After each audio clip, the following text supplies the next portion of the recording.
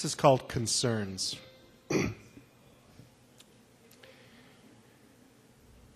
They worried about the kids, where they would go to college. They worried about who they would marry and whether they would be respected by the MC we call society. They worried about items large and small, IRAs, parental controls for the cable, whether her mother would come live with them, whether they would trust his brother with a loan.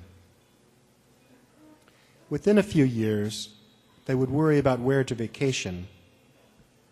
He about which golf clubs, TaylorMade or Callaway, and whether MaxiFly at $50 per dozen deliver optimum flight distance with a wooden driver.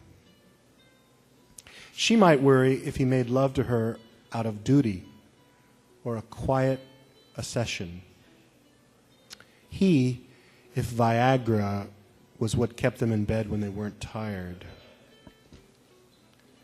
To herself, she worried about the poet she once allowed in her heart, whether he were writing furiously in a cold room somewhere, soup heating in a grimy kitchen, a single candle flickering, sputtering, as if the reason for love might soon be extinguished.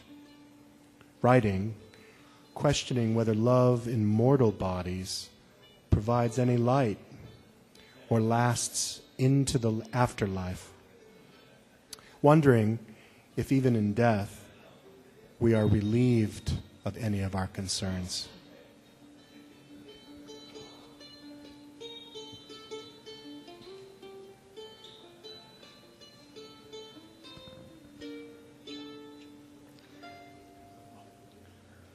I was really enjoying what Dom was doing there.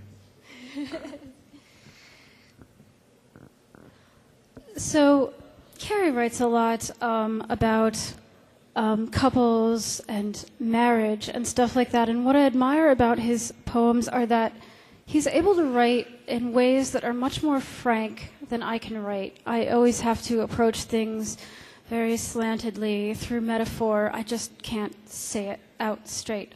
So it's one of the things I was really so happy about when he asked me to do this reading was that our styles are so different. And I love the fact that we can have a contrast like this and have two such different voices in the same room. And so thinking about that poem, Concerns, it seems to me to be about a marriage that has been in progress for some time.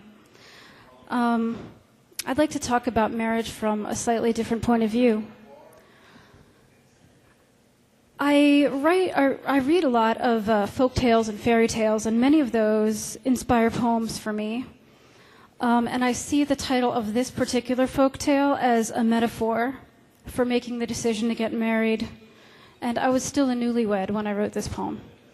And it is called Girl Learns to Write by Practicing. And it's after the Icelandic folk tale of the same name. It's a small epigraph, and it says, "This was my school. It was a rather cold school.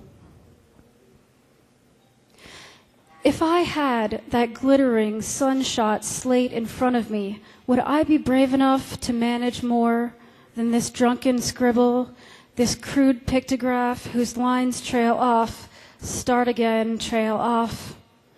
My entire body is still clogged with the air of new, sudden winter. White Christmas becomes more than a dream. Only my eyes move as I read folk tales from beneath a pile of blankets on a couch at my in-laws. Pile, see, pyre, comma, funeral. Archaic. All the stories blend together. My brain is a mesh bag full of gizzards, something even the cat rejects. I can't work in these conditions. My father always said, can't means won't. Last night I dreamt my wedding ring and engagement ring grew a set of teeth between them and gnawed through my finger. I've been wrapped up here for hours. My nerves undulate beneath my skin. They say, run. Is love a trap? I don't want to end bitter.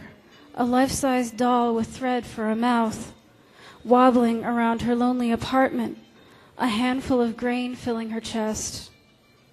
Snowdrifts mold cars and mailboxes into strange and threatening shapes. Were I to step outside, I would be lost in white on white on white, so I don't go. Better to stay inside, skating around the edge of consciousness, right? Frost maps the landscape of my fears on the window pane. Snow mounds on the sill. The god's eye over the front door blushes red and purple, back to red. Every time I pass through the door of sleep, I am compelled to return its gaze.